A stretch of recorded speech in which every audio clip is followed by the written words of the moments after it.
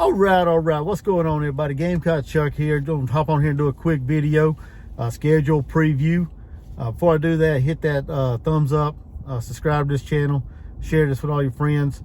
Let's get in the video. Like I said, I want to do a schedule preview of the two-time national champion, defending national champions, Georgia Bulldog. One of the easiest schedules in all of college football this year.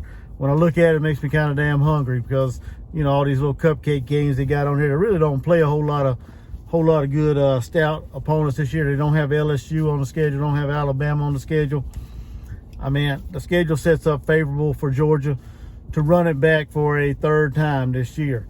Looking at the schedule, like I said, it's pretty simple, pretty easy schedule in my opinion. You know, they open up with Tennessee Martin at home, Ball State at home, 2 wins. The third week, though, South Carolina comes to town. I'm not saying South Carolina's going to beat Georgia.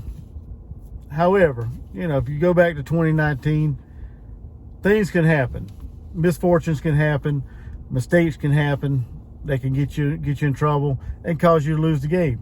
Now, I'm not saying South Carolina's going to win this game. I think Georgia has the more talented team on paper and on the field, you know, for this matchup. And I think Georgia's going to, you know, beat South Carolina. I just don't think it's going to be quite as bad as all the experts seem to think it is, you know, at this moment. And if things could change as the season goes along, or as the off season goes along, things could change and I could change my mind. But I don't think this game is going to be as big as as big a blowout as what some people think. I could be wrong. Let me know. Then after that, they have UAB at home. Another cupcake, easy game, no problem. Then they go on the road to Auburn at Jordan-Hare Stadium. This might be a tricky game, but I don't think old Pastor Freeze has got his team there yet. Got all the pieces he wants at Auburn to, you know, to make this a competition.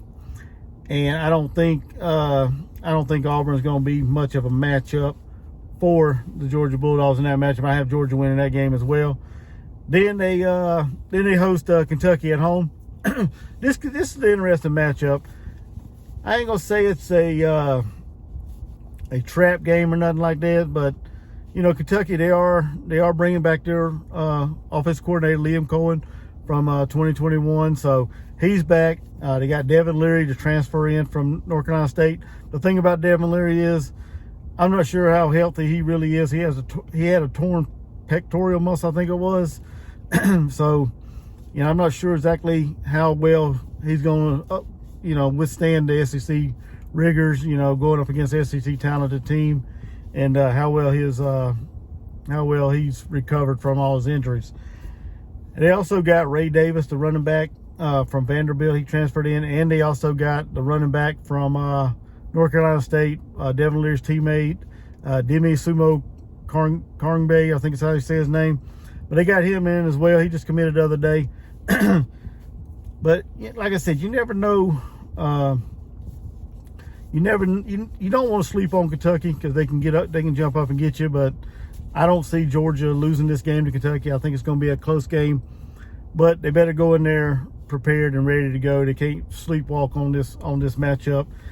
But I think Georgia's going to go in there and beat Kentucky. Then they go on the road to take on Vanderbilt.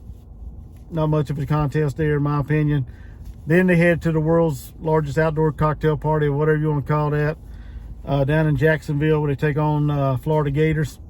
Florida, just by looking at their spring game, and I know a lot of Gator fans out there probably saying, well, we didn't play, you know, all our starters didn't play, and we kept it vanilla and this and that. But, you know, judging by what I've seen, and I just don't think Florida's going to have the talent to keep up with Georgia this year. So I have Georgia winning that game as well.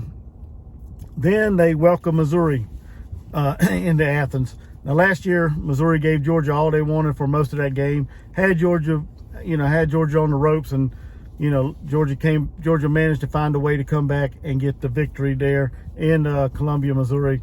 But, you know, this year, Missouri ain't, you know, last year's game shouldn't have been as close, and I think this year's game is going to be a total blowout, in my opinion, when Georgia plays Missouri. The next two games, I mean, they set up for a classic like trap game, a game that Georgia, if they're not careful, they may have an opportunity to, or it could be an opportunity for them to lose one of these games. And the first one is they host Ole Miss. The good thing is they're playing in Athens. Ole Miss, if they can somehow figure out how to, get a good defense to go along with a high-powered offense, I think they would be able to challenge a team like Georgia. But until they can prove they can stop a team, I'm gonna have to roll with Georgia. I don't think Ole Miss can score enough against Georgia. I don't think they can have enough stops to defeat Georgia, and I have Georgia winning that game as well. And then the next matchup is on the road. They go on the road to Knoxville to take on the Tennessee Volunteers, overthrow Joe, whatever you want to call him. They lost some key pieces, from last year's team with Hendon Hooker, Jalen Hyatt, and company. So if Joe Milton can put together one of the best performances of his lifetime, they got an opportunity to beat Georgia. But I just don't know. Last year Georgia shut down that offense, and like I said, unless Georgia sleepwalking through some of these games, like the Ole Miss Tennessee game, I feel like Georgia's going to beat them. I think it's going to be a closer game, closer than last year in my opinion. I think so, but I think Georgia wins this one. And then they wrap up the season at Georgia Tech. Got the new coach coming in,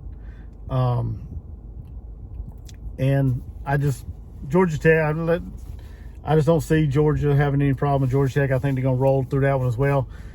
And that puts Georgia at 12-0 in the regular season. I think they're going to head to the SEC championship game, probably take on LSU or Alabama, and we shall see how that plays out. But like I said, looking at the schedule, I mean, there's no way Georgia shouldn't be undefeated headed into the SEC championship game.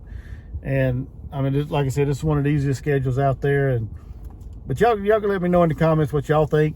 Like I said, I have Georgia going undefeated, going back to the SEC championship game.